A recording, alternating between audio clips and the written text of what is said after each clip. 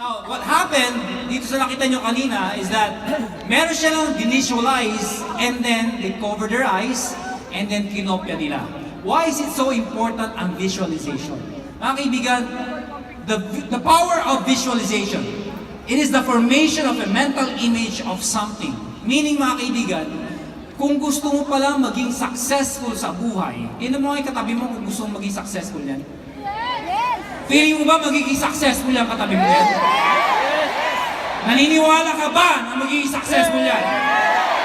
So kung naniniwala ka, ngayon pa lang, dapat na-visualize mo na yung taong katabi mo.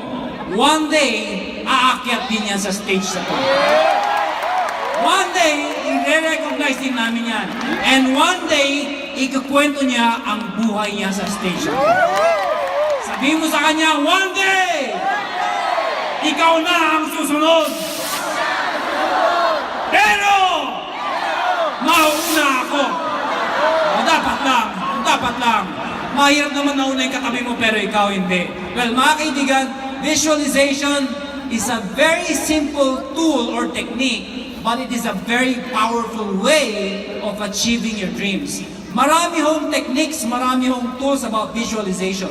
But what I'm trying to say is this. Kung naniniwala ka at nakikita mo yung sarili mo, klarong-klaro kung saan ka papunta, maniwala ka sa akin kaibigan. Hindi ka mapapagod kahit nakakapagod. Hindi ka man-negative kahit maraming negative sa paligid. Bakit? Kasi alam mo ngayon pa lang, nakarating ka na. Ngayon pa lang alam mo nakarating ka na. So sabi nga nila, begin by knowing that you've already arrived. Ibig sabihin, nag-uumpisa ka pa lang, dapat alam mo, nakarating ka na. Dapat clear na clear sa'yo. Well, according to Zig Ziglar, if you want to reach a goal, you must see the reaching in your own mind before you actually arrive in your goal. So, ladies and gentlemen, hindi ka pa nakakarating, alam mong nakarating ka na. Clear ho ba yun? Well, mga kaibigan, simple steps lang ho ang gagawin natin tonight about visualization. Pinaka-importante po, nararamdaman mo, hindi mo na nakikita, dapat naaamoy mo yung sarili mo na successful na. Dapat nakikita mo yung sarili mo naglalakad, yung sinusot mong damit, yung sasabihin mo sa harap, dapat ngayon pa lang, prepared ka na, handa ka na, at na-picture mo na, kasi you know, alam mong darating at darating din yun. Marami yung mga magagaling na basketball players, athletes, marami mga galing na sikat na tao, they use this simple technique, pero it pushed them to their limits, lumabas yung full potential nila hanggang sa naging successful po sila. For example, Oprah Winfrey, when she was young, ang commitment niya po, she started when she was young. Ang nung lagi niya sinasabi, mahirap lang po sila when she started, pero lagi niya sinasabi, this is not for me. This is not for me. Something is better that's going to happen. Marami daw mangyaring maganda sa buhay niya. Sa Tagalog po, ang sinasabi niya, hindi ito para sa akin. Hindi ito para sa akin. Mas maganda pa ang mangyayari sa akin. And you know what happened? Oprah Winfrey right now is worth billions of dollars. Sobrang yaman ho. A classic example is Jim Carrey. Si Jim Carrey noong early of 90s, he was a struggling actor. Hindi ho sikat, wala siyang pangalan. But you know what? Habang nag-acting po siya at di siya nakikilala, sabi niya sa sarili niya, one day, I am going to receive a check. Nagsulat po siya ng cheque niya, $10 million. Sabi niya, one day, makaka-receive ako ng check na ganito kalaki. And you know what? Because he was always looking at that check. Every day niya titignan po yun. Bini-visualize niya every day, tatanggap ako nito. One day, tumanggap po siya ng exactly the same amount of check, $10 million nung siya po ay nag-acting sa Dumb and Dumber. Napanood niyo po ba yun? Yes! And another person is Arnold Schwarzenegger. Sabi niya, Schwarzenegger. Ang hirap i-pronounce ng kanyang pangalan. Si Arnold, nung nag-start po siya, pag nakita yung picture niya, hindi ganun kalaki ang katawan niya. But then, meron siyang idol, si Red Parks, na habang nag-gym po siya, yung picture ng katawan ni Red Parks, laging nasa harapan niya. Yun ang nag-motivate sa kanya. Yun ang nagpupush sa kanya. So habang pinitingnan niya yung picture na yun, doon niya ginagawa yung pag-gym niya ngayon. Until one day, alam niyo nangyari? Tinanggal niya yung ulo ni Red Parks. Pinalitan po niya ng ulo niya. So, pinipicture niya na one day, eto ang magiging katawan ko.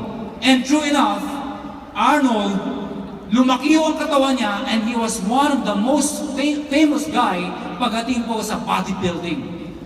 Ang dami ng kwento about stories about people na nag-visualize sila when they started, it became a reality in their life. So ngayon pa lang dapat meron ka ng dream board.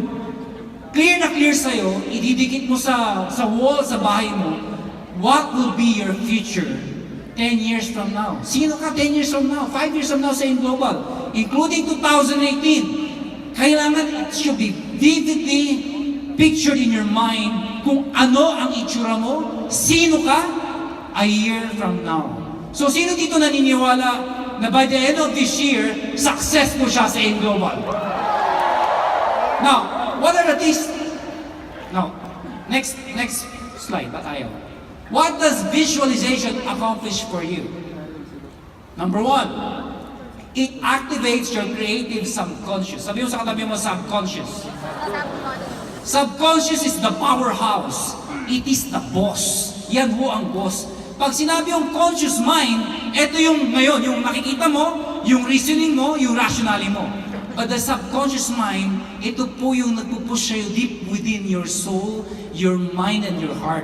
Ito yung bagay na nagpupush sa'yo kahit na ano man nakikita mo sa paligid, ito ang mag-trigger para maging successful ka. Not the conscious mind, because the conscious mind, ang nakikita niya sa paligid, lahat ng mga negatives, lahat na naririnig niya.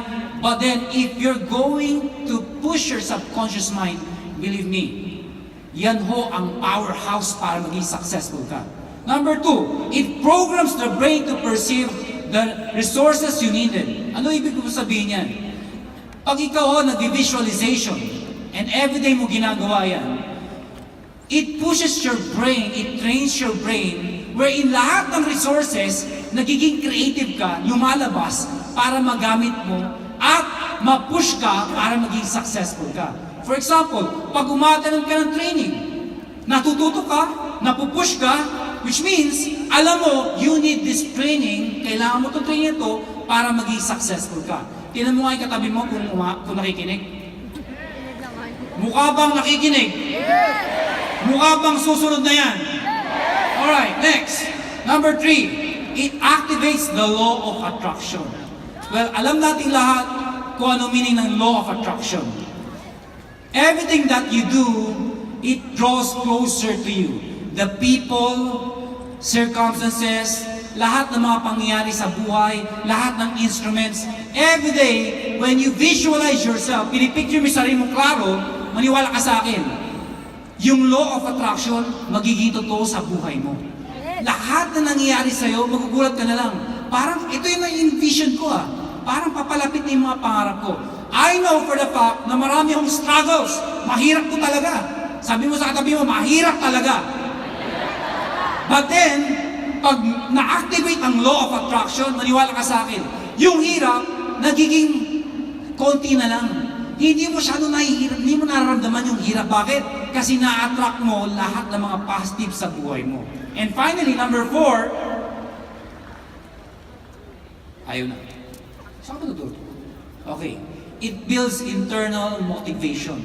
You know, pag ikaw ay internally motivated, pag ikaw ay merong internal motivation sa loob mo, no one can stop you. Not even your family members, not even your upline, not even your downlines. Walang pwedeng makapagpigil sa'yo kung ikaw ay internally motivated. And it only happens kapag ka-clear sa'yo na visualize mo what will happen to you for the next coming months or years. Naniniwala ka ba doon? Well, next step is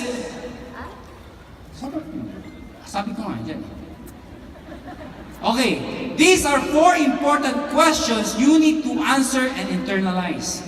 First question, what do you really want? Ano ho ba talaga ang gusto mo? Well, give yourself time, isipin nyo maigi, ano nga ba talaga ang gusto mo? Gusto mo bang maging multi-millionaire? Gusto mo maging top 1? Gusto mo maging part ng director's club? Gusto mo ba ng kotse? Kailangan, clear na clear sa'yo, ano ba talaga ang gusto mo? Gusto mo bang magkaroon ng asawa? Gusto mo bang magkaroon ng boyfriend? Gusto mo ba ng maraming pagkain? Dahil gutom na gutom ka na? Gusto mo ba ng maraming downlines? So, it should be clear sa'yo. At dapat, gusto mo. Number 2, do you believe you can achieve it? Now, eto yung tricky part. Bakit po? Maraming tao gusto kong magbago ang buhay, gustong yumaman. Ang problema, maraming doubt sa buhay nila. If you doubt yourself, believe me, it will never happen. You have to believe 100%. You know that. Number 3, sabi ko nga dito. Do you deserve it? Now, try to think about this. Pag kayo po ay umaharap sa salamin at ikaw lang mag-isa, subukan niyo mamayang gabi. Mga bandang alas 12, yung wala na ako kayong kasama. Ilak niyo yung pinto, mas maganda sa CR. Tapos umarap ka sa sarili mo. Sigurado mo, sarili mo nakikita mo. Dahil pag iba nakita mo, tumakbo ka na. Ibang klase na po yun. Pag nakita mo yung sarili mo, ask this very important question. Do you deserve it? Pag kayo po ay pupunta sa mga downlines nyo at meron silang dream board, ask that question, do you deserve it? Why? Kasi pag pumasok sa isipan mo na parang kahit konting doubt, it will never manifest in your life. So importante pala, alam mo that you deserve it. Sabi mo sa tabi mo, you deserve it. You deserve it. Now, the most important question is this. Are you willing to pay the price? Willing ka bang magbayad? Alam mong mayroong babayaran. The next question is, how much price are you willing to pay? If your answer is yes, then the answer is this. The next question is this. If you're willing to pay the price, how much price are you willing to pay? Tingnan mo nga yung katabi mo. Willing ba niyang ibigay lahat ng todo-todo, makuha lang niya mga pangarap niya? Meron ako nakita, ganito itsura. Yes. You have to be willing to pay the price. Ibibigay mo lahat, ilalabas mo ng todo-todo. Bakit po? Kasi you can never succeed kung papetex-petex ka. Kung ang ibabayad mo, kung baga sa may 100 peso ka, ibabayad mo, piso lang. Kung tataya ka, itataya mo lahat. Ibibigay mo lahat kasi alam mo, ito ang kailangan para magbago ang buhay mo. Now, these are the steps to take in visualizing your goals. Sabi mo, steps. Okay, number 1, you have to see it. Kailangan po, kung meron kayong mga dreams sa buhay, pangarap sa buhay, kailangan nakikita mo. Paano? Katulad ng ginawa natin kanina dito, pinakita mo natin sa kanila. So which means, kung ikaw nag-uumpisa pa lang ngayon, dapat panoorin mo na yung mga uplines mo. Kung meron kang gustong kotse, pumunta ka ngayon sa kasa o hiramin mo yung sasakyan na apply mo o pakisakay ka sa apply mo. Pag nasa loob ka na ng kotse, isara mo yung pinto. Try nyo po ito sa kasa. Siyempre, sasamahan kayo ng mga ahente. Pagpasok sa loob ng kotse, isara mo. Mag-aantay yun sa'yo. Huwag mo siyang pakialaman. Ang importante, nasa loob ka na ng kotse. Hindi naman niya alam kung bibili ka o hindi. Siguraduhin mo lang, pag pupunta ka doon, hindi yung para kang ganito na titingin lang po ng kotse. Hindi ho, dapat gano'n. Dapat pagpasok mo doon, pati nga ng siyempre pipili mo na yung pinakmagandang kotse gusto mo. Tapos punta ka doon, siyempre pumorma ka yung feeling bibili ka. Pagpasok mo doon ngayon, siyempre pa-English ka ng konti. I wanna see the GLS of the variants of your Mercedes-Benz. Alam mo, pag dinala ka doon ngayon, pagpasok sa loob, pag nasa loob ka na, Huwag mong pakialaman yung mga tao sa paligid. I-feel mo yung upuan. Hawakan mo yung manubela. Pakiramdaman mong sayo na yung kotse. Tapos magkambyo-kambyo ka pa. Kung may start, i-start mo. Ilagay mo sa primera. Ilabas mo yung kotse. At sabihin mo, akin to. Pag may humabol sa'yo, ituro niyo ako. Sabi ni Sir Jan, akin daw to eh. You have to see it. It should be very clear in your mind. Ganun ho kaklaro. Kung pwede ho, magpa-picture ka sa coaching gusto mo. Kung asawa ang gusto mo, hanapin mo yung pangarap mong babae o lalaki. At magpa-picture ka at ilagay mo sa dream board mo. At sabihin mo, magiging akin ka. Ha? Tapos, yayain mo kung sino man yun. Dalhin mo sa office mo, sa bahay mo, at kunyari patay mali siya ka, nadadaanan yung dream board, at kitang-kita doon, you are mine.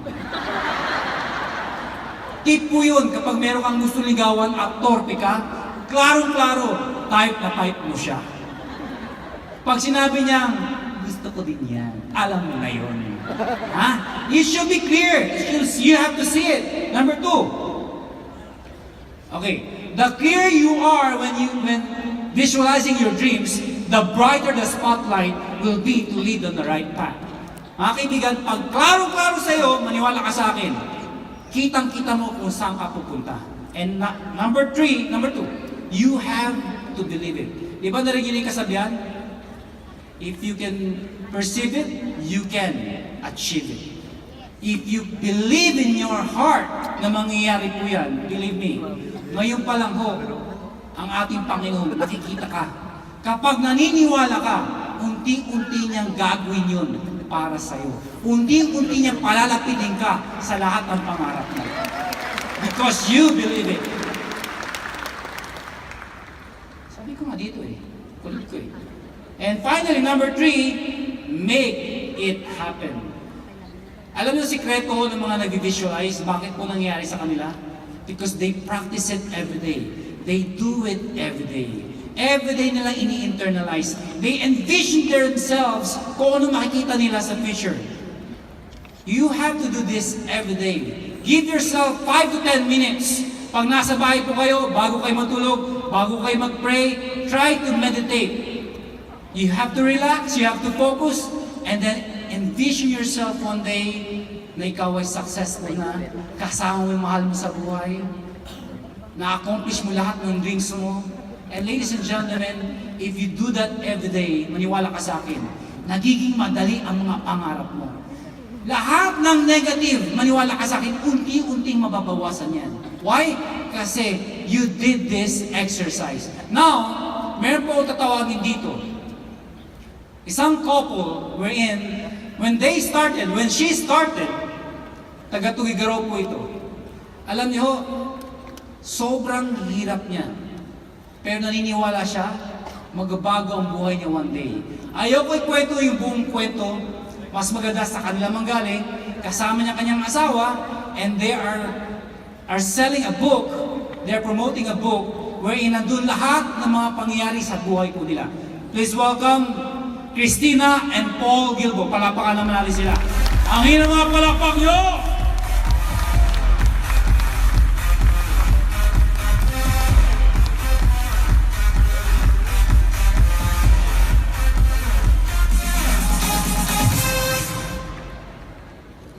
Good morning!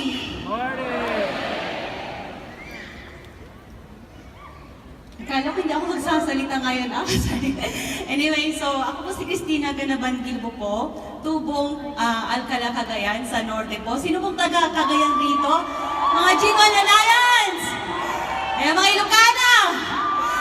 Okay, so, kagento ka lang muna konti yung buhay namin. Nanggaling po kami sa mahirap. Ako yung tipo ng bata pa lang po, nagbebenta po ako ng mais. So siya na kung medyo iyakin ako ha. Bata pa lang po ako, Natutunan ko na po magbenta ng mais kasi mahirap nga po yung buhay namin. Kaya from elementary, kahit hindi pa ako nag-aaral noon, alam ko na po magbenta ng mais. Hanggang natapos ko po yung pag-aaral ko nung college, nagbebenta pa rin po ako ng mais. And dahil po sa kahirapan nga po ng buhay, right after graduation, pumunta ako Manila. And with the hope na magkakaroon ako ng trabaho para makatulong ako sa family. And unfortunately, nakahanap po ako ng trabaho. Pero yung pinangarap ko po, na gusto kong matulungan yung family ko, hindi po nangyari kasi nga po yung kinikita ko that time, hindi po enough pati para sa sarili ko. And ang isang pangarap ko, nung college, nung bata pa lang, gusto ko nang mabago yung buhay namin kasi bata pa lang po ako, nakikita ko na po yung hirap ng buhay namin. Nakikita ko narinig ko lagi yung problema sa bahay na laging pinag-uusapan, wala kaming asin, wala kaming bigas, gano'n. So, bata pa lang po ako, pinangarap ko na kung ano yung pwede kong gawin. Kaya nung right after graduation, pumunta ako Manila, pero unfortunately nga, hindi po ako nakahanap ng hindi ko na, ano ba yun? Ganito pala talaga natin sa harap, ang daming tao. Sa mga hindi po nakakilala sa akin, ako po kasi dati po akong sobrang mahiyain. Yung tipong, kukunti lang po mga friends ko. Kaya sabi ko nung nag-start po ako sa Global, paano ako magiging successful dito, ay mahiyain po akong tao. Pero alam nyo, sobrang laki po yung pangarap ko na sabi ko na kahit mahiyain ko, alam ko kakayanin ko ito. To cut the story short po, ayun po pumunta po ko nag-work abroad. Yun nga, dahil sa gusto ko po talaga makatulong sa family. And pumunta po ako ng Hong Kong. And I thank God, nakapagtrabaho naman ako doon nakahanap po ako ng amo na sobrang bait, na sobrang kabaitan po niya, hindi niya po ako pinapakain. And that moment po, sabi ko sa sarili ko, kasi, sino po sa inyo ang nagbabasa ng Bible? Do you know Jeremiah 29 verse 11? Yes, for I know the plans I have for you, declares the Lord. Plans to prosper you, not to harm you. Plans to give you hope in the future. And that moment, sabi ko nung hindi maganda yung pagtitreat sa akin, sabi ko, hindi ito para sa akin. Pero I have that hope na alam ko may magandang mangyayari sa buhay namin.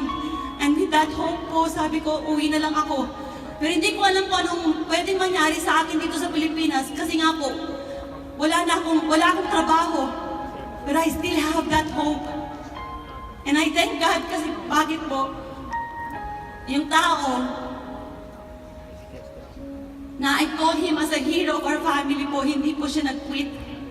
Yung tao na yun na ilang beses po siya nadapa, pero paulit-ulit po siyang bumangon. Iyon po yung kuya ko, si Kuya Rodel, tsaka ba? Ayan.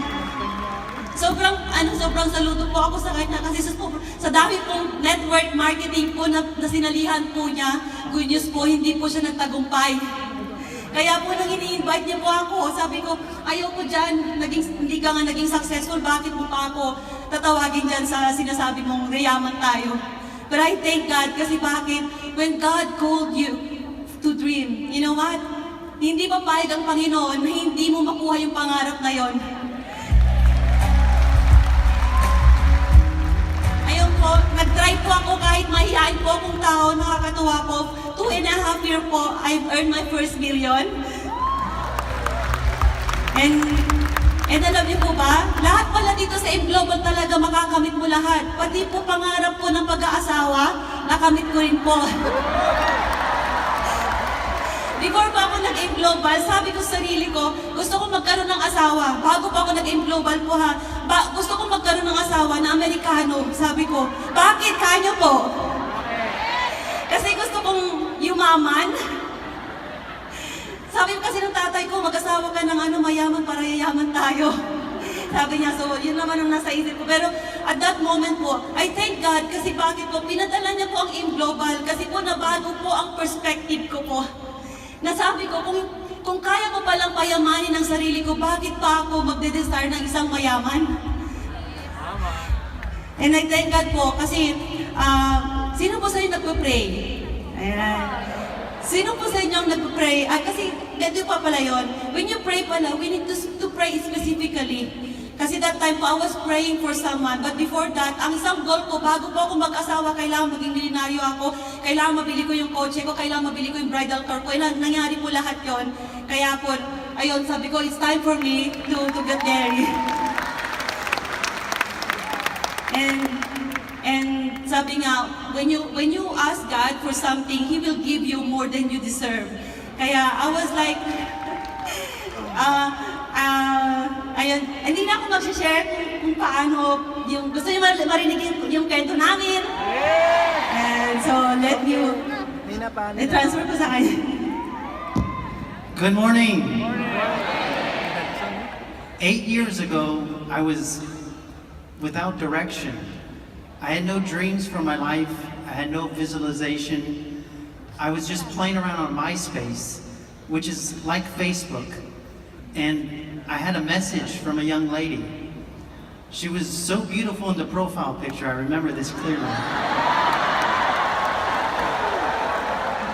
She was so beautiful that I thought this has to be like a scam email or something. Who would want to talk to me?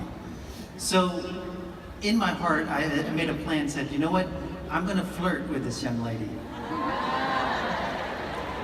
And what I didn't know is Christina, she had a clear direction for her future.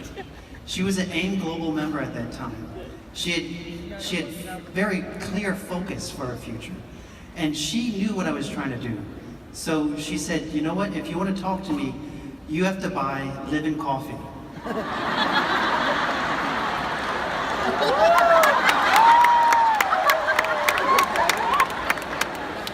So she went on to say that Living Coffee has over 16,000 phytonutrients. I remember clearly thinking, how big is that cup of coffee to fit all that nutrients in it? But I remember I bought the coffee because I wanted to continue talking to her. So we ended up talking for over 1 year online. We went on to talk on Facebook and on Skype. And it is something, the power of visualization, seeing a woman on the computer screen, maybe want to meet her in person.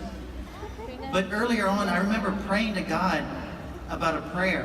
Even before I knew Christina, I said, God, send me anywhere in the world you want me to go, except the Philippines. Christina mentioned God has a clear plan for your future. So when we're praying, we think in our heart we know what He wants because He knows the desire of our heart. But, you know, when we pray, we need to be specific, like she said. We need to know, we need to seek out what is the desire of God's heart, or we're going to say a prayer that doesn't make sense. Because if He answered that prayer, my life would be totally different. So after talking for 1 year, you know how long we talked online each day? For 3 hours, she would talk online to me. But for 2 hours and 30 minutes, it was product demos, OPPs.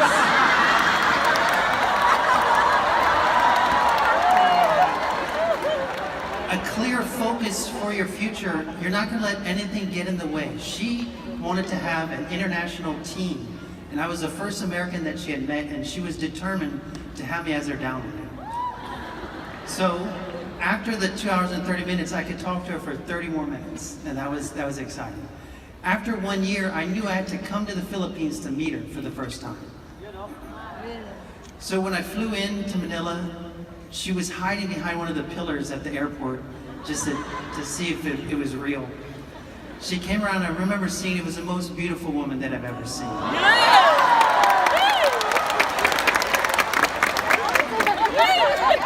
Single guys, if you're listening to me, you need to marry a Filipina. They're great. So we met for 2 weeks, and I knew in my heart that it was love, but I had to go back home. So I went back home. For a whole nother year, we would talk. For a whole nother year, I was skeptical about this business of AIM Global. As an American, all we know is really employment. If we need more money, we just work harder, where we ask for more hours, we take overtime. She was telling me something totally new to me about residual income, about unilevel stair step, and I didn't understand it, so what we don't understand, we automatically become negative towards it because we don't understand it. But each month I'd ask her, how much are you earning? And she'd say 50,000 pesos. And each month it was more and more till when it was 100,000 pesos, I knew, this could be a good business. So I knew in my heart that I had to come to the Philippines to ask her to marry me.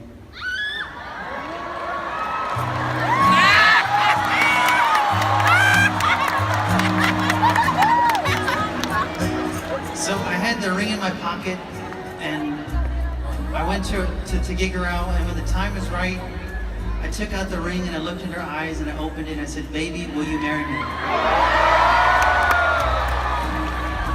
And then she looked in my eyes and said, baby, will you buy a global package?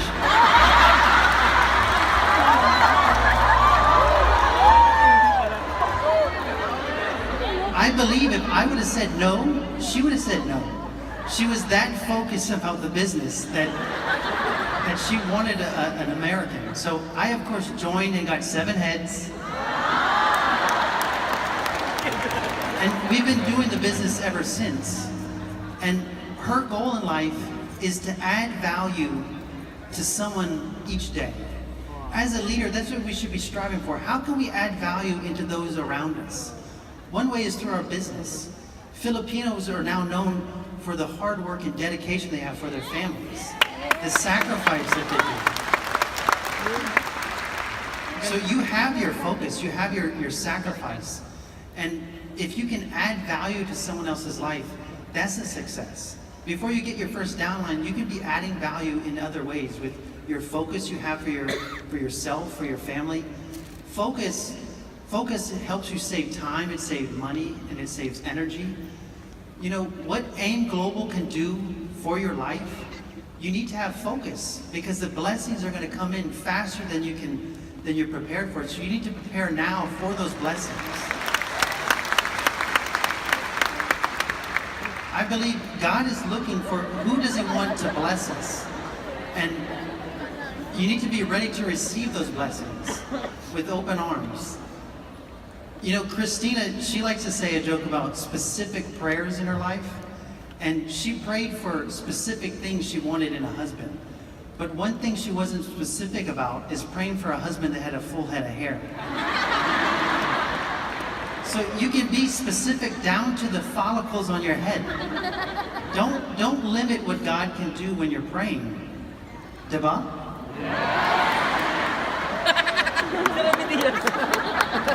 So, about adding value, you know, Christina wanted to know how else can she add value. She was doing product demos, doing OPPs, NDOs, but what else could she do? Every night she goes to sleep listening to powerful messages, sermons, speakers, and she had all this knowledge, but she had a desire to write a book. But you know what, in her heart, she didn't believe she can do it. How many of you have passions in your heart that you don't believe you can do it? I'm sure many of you do, but she would tell me that. Every day we'd walk in the evening, I'd make her keep her cell phone away so that we could just have our time, and she would talk about her dreams, her passions. And that's what birthed a book that she wanted to write. We went to the US to write, and you know what, it wasn't the right time. We didn't have clear focus. It was just not the right time to write a book. So this year we went back to the US, and she was focused, she was determined. She had the cover of the book that she wanted on her dream board, along with a picture of me when she wanted to marry me. She put it on her dream board.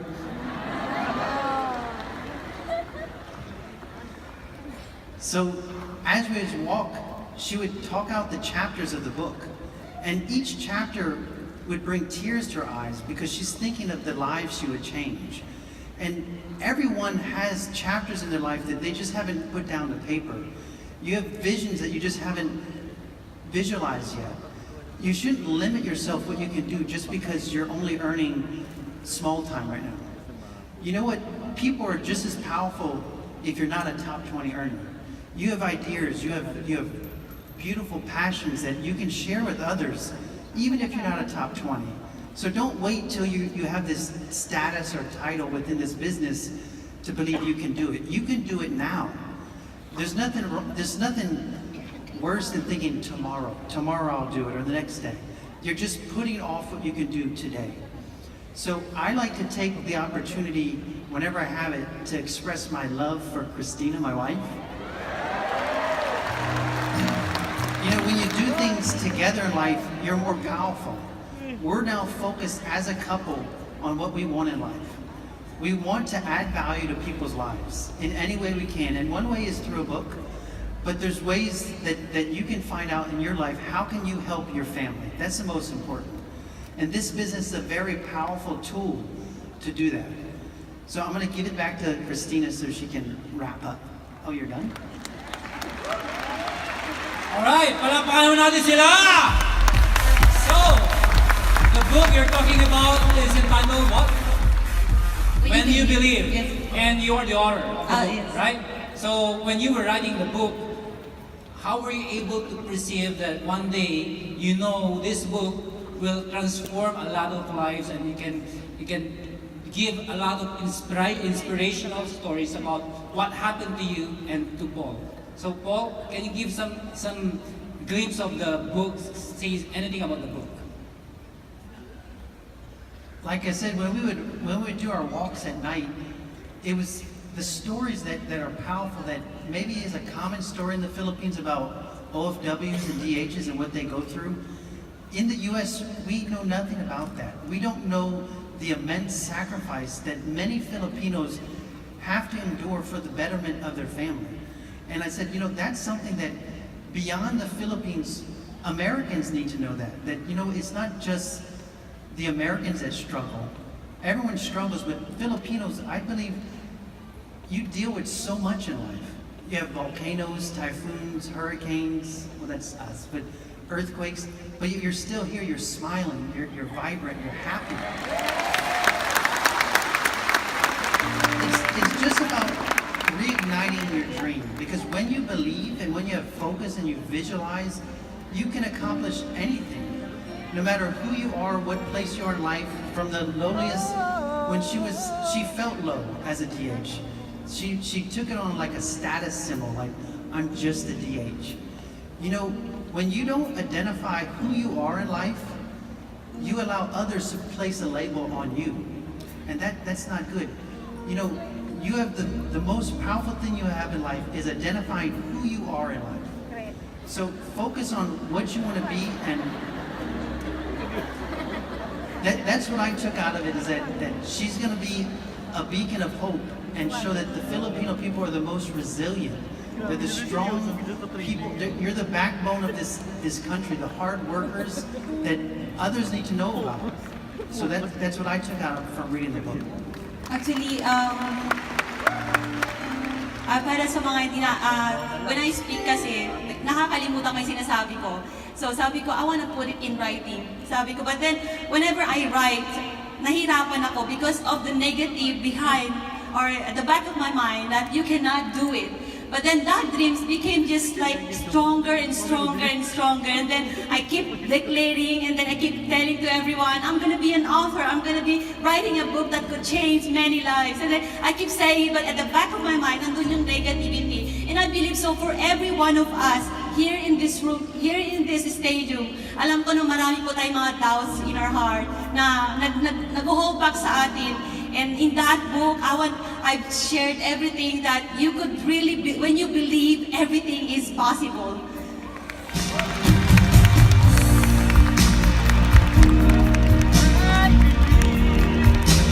May na mga palakpak yun! Na-inspire ba kayo sa story nila? Sino ang gusto ma-inspire? And then I know one day, yung story niyo naman ang hihintay namin dito. Yung mas magandang kwento na gagawin mo. Now, ngayon pa lang, i-picture nyo na. Dapat clear sa inyo kung ano, sino ka, at anong meron ka after 2018. So dapat ngayon pa lang excited ka na.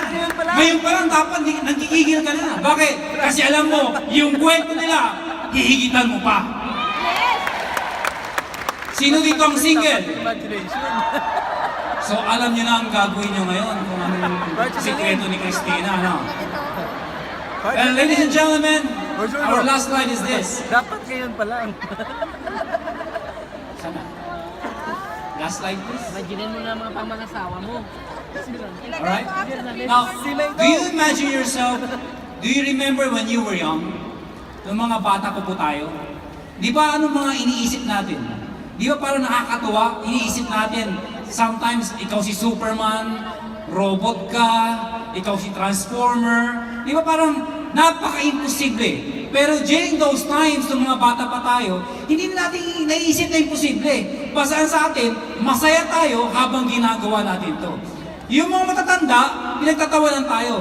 Pero deep within our hearts, alam natin ang sarap ng pakiramdam kapag lumilipad ka, ginagawa mo yung mga powers na meron ka, and then alam mo one day gusto mong mangyari din sa iyo yun. Pag tinanong ka nila, nung maliliit pa tayo, anong gusto mong mangyari sa buhay mo? Ano siya sabi ng iba? Ako gusto ko Transformer! Ako gusto ko si Superman! Kung ano mga iniisip natin na imposible. Ladies and gentlemen, right now, I want to teach you that one day, yung mga imposible, magiging posible.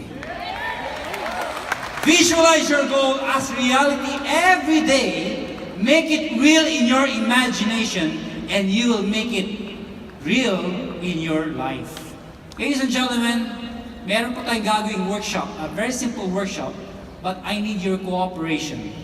Kung kayo po ay nandito, nakikinig, at gusto nyong ma-maximize ang training na to, please cooperate sa mga sabihin ko. Sabihin mo sa katabi mo, cooperate. Cooperate! Okay, bitawan po natin lahat ng mga hawak po natin. Bitawan po natin. Mas maganda nakaupo po tayong lahat. Yung upo po natin, upong diretso. Yan, diretso po. Yan. Wala ho tayong mga bag, anything in our laps. Baba po natin.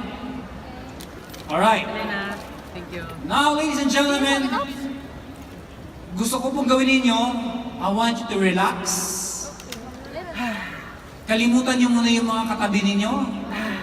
Kalimutan niyo muna yung mga problema ninyo, yung gutom ninyo, yung antok ninyo. Ang pinaka-importante, yung reality na nandito ka ngayon, nakaupo at nangangarap. Okay, yung natutulog, pakigising na po, sabihin mo, it's about time to wake up. Ayan. Alright, now I want you to do this. Everybody, close your eyes. Close your eyes. Close your eyes. Ang kukulit. Talagang sumilip pa talaga. Close your eyes. Now, inhale. Exhale. Inhale. Exhale. Now, imagine yourself. Nasa loob ka ng isang kasa, isang car dealer. And namimili ka ng dream car mo. It could be Mercedes, BMW, Porsche, Ferrari, whatsoever. Kung ano yung pangarap mo, yung dream car mo. And then you're going inside, you're signing the documents because you are now paying your dream car. Now imagine yourself, try to visualize it. You're entering the car and you can feel the leather of the car, you can smell the car, and now start the car by visualizing only.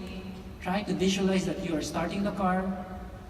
Now you're driving the car outside the car dealer, outside the shop. Now you're driving outside, and now you're going towards your place. Sige po, imagine nyo na nag-drive kayo sa EDSA, ang sarap ng feeling, alam mo sa'yo na, and you're so excited, gusto mo ipakita sa mga downlines mo, sa family members mo, sa uplines mo, and you're so proud of yourself. And while you're driving, alam mo, lahat ng mga pinagdaanan mong hirap, pagod, lahat ng mga negative challenges, isa lang sinasabi mo sa sarili mo, tapos na, eto na, totoo na. At last, I achieved my dreams. Now you're going towards your place. Now, pagliko mo, nakita mo yung bahay mo, your dream house. As you can see your dream house. you can see outside the house your downlines waiting for you. And then your loved ones, your kids, if you have kids, they're all outside the gate, they're all clapping their hands, they're all waving. And while doing that, I want you to listen to this song, a very special song. And while this song is playing, I want you to picture in your mind what's happening. Okay, you're now nearing the house, malapit ka na. And then your downlines are there, waiting for you.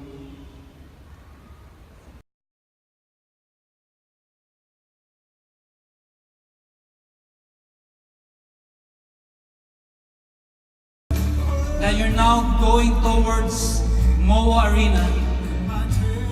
And this is your moment to shine. You're now walking the aisle. You're moving towards the stage while all of your downlines, your brother lines and cross lines are watching you, and everybody is clapping their hands because this is your moment. You are now a superstar of A Global, and you're now telling your story to all of the people, inspiring them, and you're now part of the most successful distributor of A Global. Ladies and gentlemen, I want you to create the highest, the grandest vision possible in your life. Because what you believe can be a reality. Believe it. If you can believe it, you can visualize it. If you can visualize it, you can dream it. And if you can dream it, you can create it. If you can create it, then you can make it. Good morning, ladies and gentlemen! Power! Yes!